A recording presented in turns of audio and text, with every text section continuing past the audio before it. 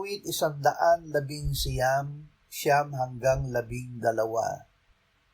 Paano pananatilihing dalisay ng kabataan ang kanyang daan?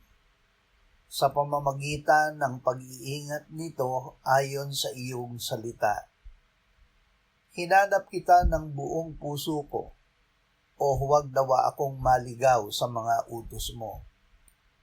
Iningatan ko ang iyong salita sa aking puso, upang huwag akong magkasala laban sa iyo.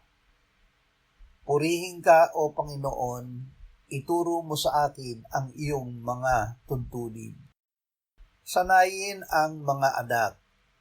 Tayong mga magulang ay ginagamit ng Diyos na tagapagturo ng kanyang aral sa ating mga anak.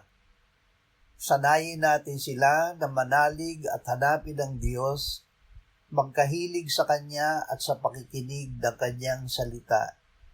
Kapag hinanap nila ang Diyos ng kanilang buong puso, ay matatagpuan nila siya. Iingatan nila ang Kanyang salita sa kanilang puso, kaya't mapapanatili nilang dalisay ang kanilang daan, hindi sila maliligaw sa mga utos ng Diyos, at makaiiwas na magkasala.